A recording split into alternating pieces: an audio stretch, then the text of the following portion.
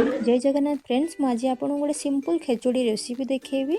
जितेबाला आपण मैंने कड़े बुली जबार अच्छे आ जल्दी लंच करके रोसे करके खाई जबार अच्छे कि एका अच्छा आपन को लंच करार अच्छे आपण यहाँ को बनई खाईपर से गोटे प्रेसर कुकर नहीं से गोटे चामच गुआ घी आड करदेली। घी गरम हो सारापर दुईटी काटिकी रखि पियाज आ गोटे कंचा लंका को देली। टिके भल हल्का भाव में भाजी नेली।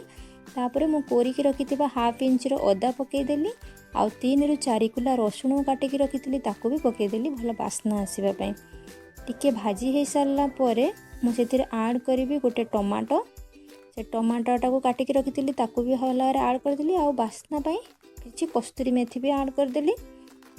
ताकू टिके भल भाव में भाजी नेली। तापर जहाँ भी वेजिटेबल एवं आवेलेबल शीत दिन थाए जमती कि कखारू, आलू, गाजर, बीट, फूलकोबी, बीन्स, मटर मंजी जहाँ भी थिला घरे ताकू सब पकईदेली।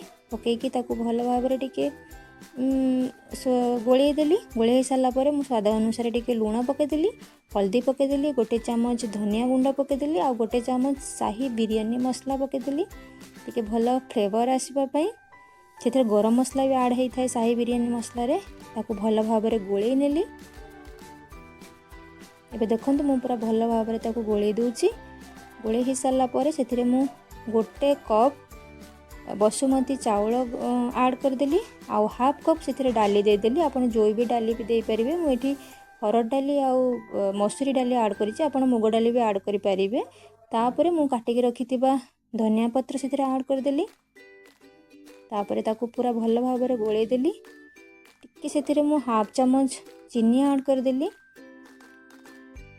ये सारापर भल भाव गोलै सारापर मुझे गोटे ग्लास गरम पानी आड करदेली। देखिए मत टे परिवा टे कम पानी लगला से परिवाटा भल कि बुड़ीबा दरकार। मु आउ हाफ ग्लास पानी आड कर देकी ताकू सीटी मारिदेली। गोटे हाई फ्लेम रो गोटे लो फ्लेम रो सीटी गला पर मु खोलिला पर पूरा परफेक्ट खेचुड़ी होईची। आपण एहाकू थारे घरे बनईकी खांतु आ मते कमेंट बॉक्स रे कमेंट करंतु केमती लागुची। एटा आपण माने चाहिले दही सहित खाई परिबे किंबा कचुम्बर सहित आपण खाई परिबे। आपन को जदि मो रेसिपीटी भल लगी ताहले आपण मते कमेंट रे कहिबे केमती लागिला। आउ लाइक शेयर सब्सक्राइब कर देबे मोर चैनल को।